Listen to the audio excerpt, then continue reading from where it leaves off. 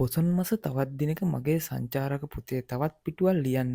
අද මම යන්නේ සබරගමු පළාතේ ඓතිහාසික වැදගත්කම ඇති ස්ථානයකටයි. අවිස්සාවේල්ලේ සිට එන ඔයාට කුරුවිට පොලිසිය පහුවෙනවා සමගම වම්පසට දිවෙන ඉරත්න පාරෙන් මේ ගමන යන්න පුළුවන්. ලස්සන පරිසරයක් මැදින් ඔයාට කිලෝමීටර් 7ක් යනකොට හමුවන බටතොට හන්දියෙන් වමට ඇති මාර්ගයේ මදක් ගිය විට මෙන්න මේ වගේ පාක් එකක් දකින්න පුළුවන්. මේ පාක් එකේ ඔයා එන වාහනේ දාලා මෙතෙන් පටන් මද දුරක් ඉදිරියට පාගමනින් යා යුතු වෙනවා. දිවා ගුහාව හෙවත් බටතොට ලෙන බෞද්ධ ඉතිහාසයේත් පුරාවිද්‍යාත්මකව ගත්තිට වටිනා ඉතිහාසයක් ඇත. සොළොස් මස්ථාන අතරින් අවසන් වරට සොයාගත් ස්ථානය වන්නේද මේ ඓතිහාසික දිවා ගුහා රජමහා විහාරයයි. ඉතින් අපි නොදන්නා දේවල් අද මේ සංචාරයෙන් ඉගෙන ගමු.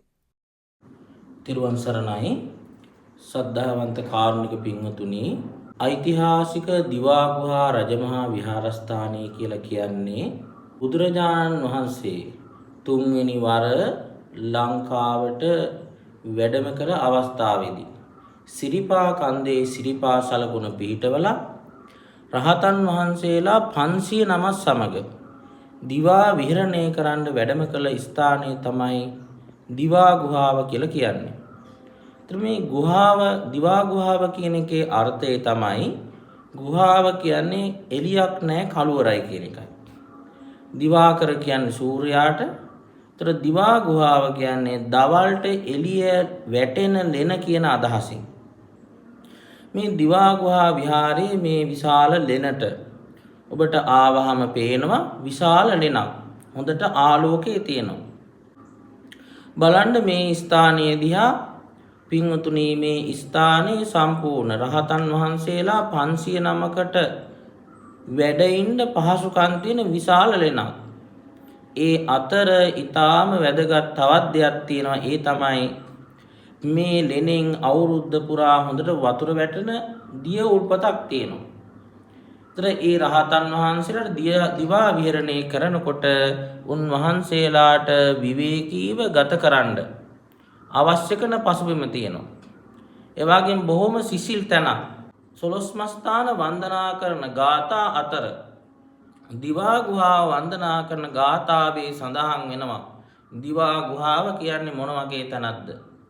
කීනාසවේහි සහ පංච සතෙහි ගන්්වා රහතන් වහන්සේලා 509 සමග වැඩම කරලා යස්මින් අකාසි භගවා සදිවා විහාරං, යම් තැනක භාග්‍යතුන් වහන්සේ දිවා විහරණය කළාද සම්පුල්ල සාල සුමනා චලපාද දේශේ, සල්ගස් වලින් පිරිච්චි සමන් දෙවියන්ගේ අඩවියේ පිහිටලා තියෙන වන්දේ සුසීතල මහම් භගවා ගුහන්තං, සිසිල් බවින් යුක්ත දිවා ගුහා මම වඳිමි කියලා.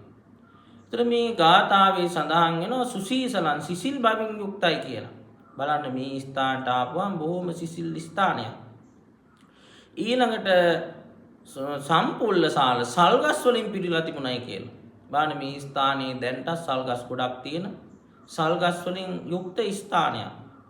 ඊළඟට මේ ගාථාවේ සඳහන් වෙනවා බුදුරජාණන් වහන්සේ ඇතුළු රහතන් වහන්සේලා 509 දිවා විහරණය කරයි කියලා.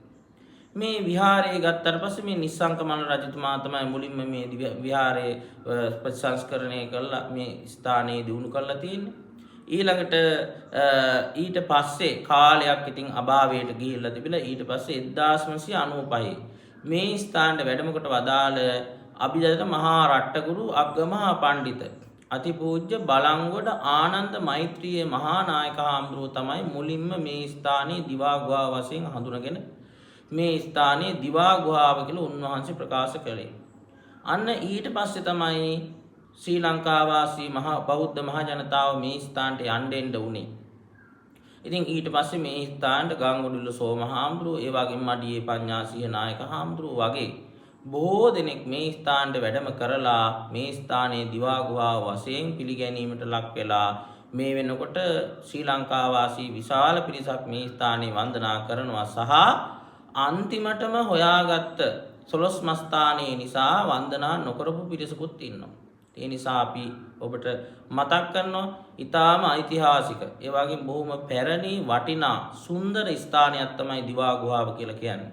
ඔබටත් පුළුවනි රත්නපුර දිස්ත්‍රික්කයේ කුරුවිට ප්‍රාදේශීය ලේකම් කොට්ටාසේ එරත්න සිරිපාද මාර්ගී වැටලා තියෙන මේ දිවා ගුහාවට එන පාරෙම තමයි. එරත්න ශ්‍රීපාද මාර්ගයේ බටතොටින් හැරිලා ආවට පස්සේ දිවා ගුහාව තිබෙනවා. මේ බටතොට කියන ගමේ නමෙත් විශේෂත්වයක් තියෙනවා. බුදුරජාණන් වහන්සේ 이르දි බලයෙන් උඩින් ඇවිල්ලා බැස්සා වූ තොට බටතොට කියලා පැරණි අය මතවාදයක් තිබෙනවා. ඉතින් මේ ස්ථානයේ වර්තමානයේ වෙන විට අපි දියුණුවට ලක් කරලා ඉතින් තවත් බොහෝ කටයුතු කරන්නත් තිබෙනවා. ඊටාම හොඳින් පවත්වාගෙන යනවා.